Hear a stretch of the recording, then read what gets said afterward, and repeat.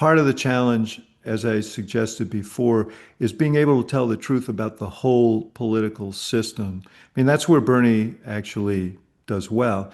I Yeah. mean, this is the failings are not just the failings of Donald Trump. The failings of Donald Trump are prodigious and potentially damaging for many years to come. But the revolt that vaulted Trump to the presidency, despite all of his deficiencies, uh, it was a vote of no confidence in the status quo, a vote of no confidence in the system itself.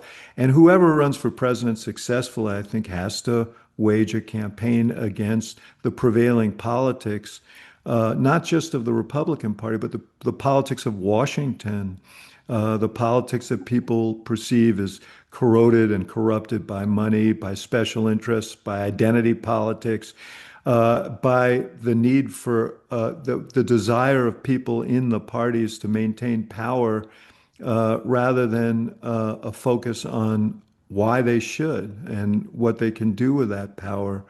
Hi, I'm Janice, and I am co-founder of Jews United for Democracy and Justice, as well as the America at a Crossroads weekly virtual town hall series. If you like this video, don't just watch. Head over to our website where you can subscribe for early access to new programs, see our upcoming schedules, and participate in our weekly live streams. You can also connect directly with our guests live on Zoom. Head over to JewsUnitedForDemocracy.org. Thanks for watching. I think there's an opening for someone who is willing to tell hard truths, certainly about Trump, but also about the failures of our system, that in which both parties have been somewhat complicit. Well, you see that in the polling, right? So Trump's numbers are falling, but the Democrats are below Trump.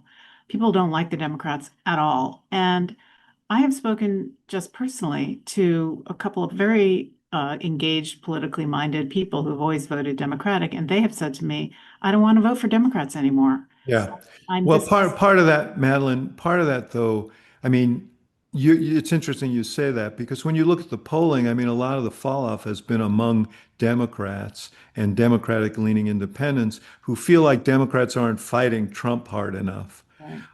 And I have to tell you, I I get that. The reality is, uh, what Democrats need to be doing is fighting really hard to get one house of Congress back, so they have some leverage against Trump.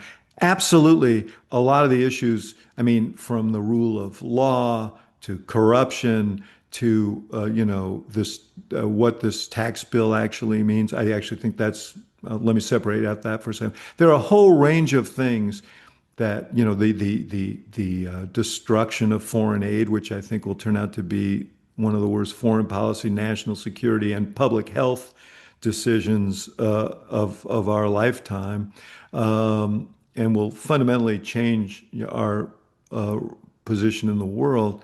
All these things deserve attention. The question is, in a world of limited communications pipeline, what is your fundamental message that you're trying to get across, and how do you drive it relentlessly in a way that people say, yeah, I get where the Democrats are going, and it speaks to my life and my experience.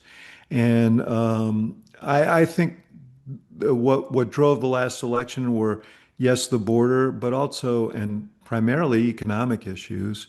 And I do think there needs to be a focus there.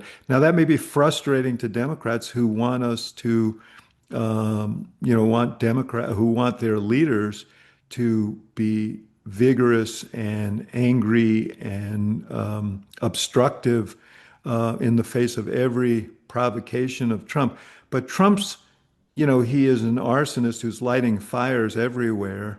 And it's very hard to know where to put the hose. And in some ways, that's the point, Yeah. because he doesn't want Like a he doesn't fight. want Democrats to get on he'd much rather be fighting about uh, the deportation of gang members than having a discussion about the cost of living that he said he was going to take care of and is just making worse.